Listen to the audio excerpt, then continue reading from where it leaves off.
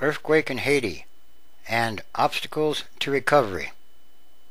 The relief effort in Haiti could end up being the most difficult, faith-testing recovery from a modern disaster, perhaps even exceeding that of the 2004 Asian tsunami, according to United Nations officials and aid groups with experience in large-scale catastrophes.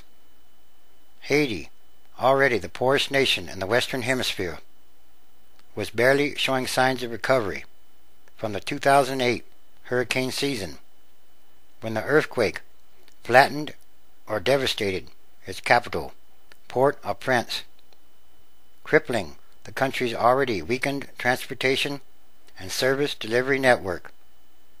Local aid groups that would normally help guide international efforts were damaged themselves, while the United Nations lost at least 70 staff members and 146 more remain unaccounted for.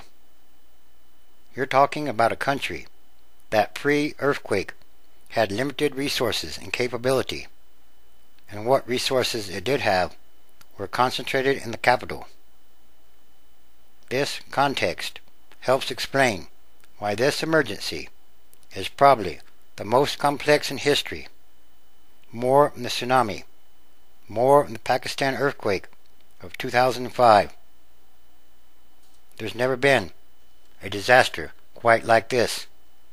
The difficulties have confounded aid workers across the country, even those who have dealt with some of the world's worst disasters in recent years. To help manage the chaos, the United Nations and United States signed a 2-page memorandum of understanding on Friday to formalize their roles and end the tensions that flared earlier in the week. The United Nations had complained about the American military's handling of flights at the airport, saying critical deliveries of food from the World Food Program were being unnecessarily delayed. Under the memorandum, Haiti maintains overall control of the aid and rescue efforts, though the United Nations is in charge of coordinating the work. But the memorandum does not put American soldiers or other personnel under United Nations command. The Americans remain focused on delivering aid, while the United Nations handles peacekeeping.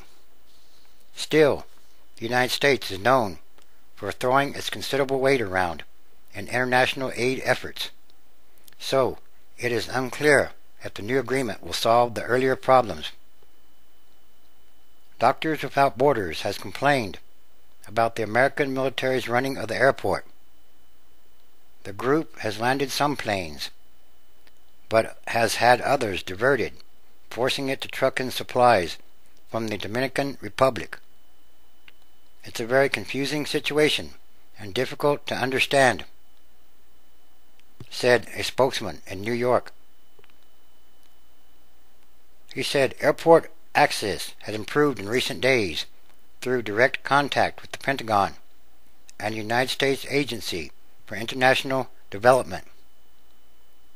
The challenges faced by some Haitian organizations are confounding. We cannot possibly make it alone in the struggle to rebuild. The United Nations, with its immense bureaucracy, cannot make it alone. We need all the help we can get. We know that it must come from the United States at this critical moment. Despite the troubles, the recovery effort is finding better footing by the day, though rescuers are still hoping to defy the dwindling chances of finding anyone alive in the mountains of rubble. 11 days after the earthquake, aid workers are shifting their focus to delivering shelter, water, and medical care to hundreds of thousands of injured, hungry, and homeless or displaced Haitians. They are racing against the approach of the rainy season, which aid groups fear could unleash disease. United Nations officials said that most surviving supermarkets could reopen next week, and that cell phone service should be fully restored by Saturday, with some 40 banks also reopening. Lines for gasoline have also eased, with officials reporting that 30% of the city's gas stations were now operational, and that there was no longer a shortage of gasoline. But problems persist bringing in diesel fuel, hobbling efforts to gear up aid distribution. Although enough food is on hand to reach many more people, only 100,000 received such aid on Thursday because of a lack of trucks and fuel. We have the food to be distributed. We just don't have the vehicles.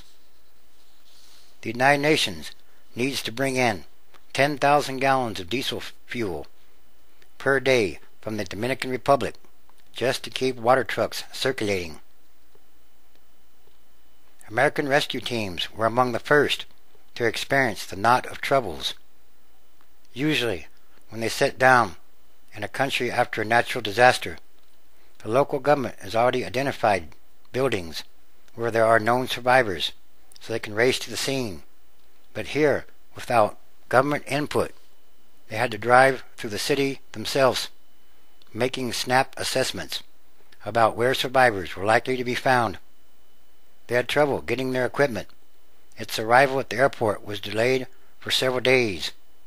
Then they faced a shortage of vehicles, gas, and drivers at the United States Embassy. "We have zero infrastructure here," said one of 80 rescuers from Miami-Dade County in Florida. He said, "What are you supposed to do?" Despite the monumental obstacles that must be overcome, it's not mission impossible if all the workers or all the players work together.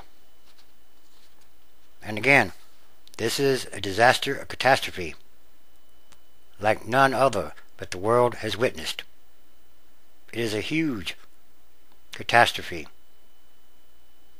And these are more signs of the end times transition days.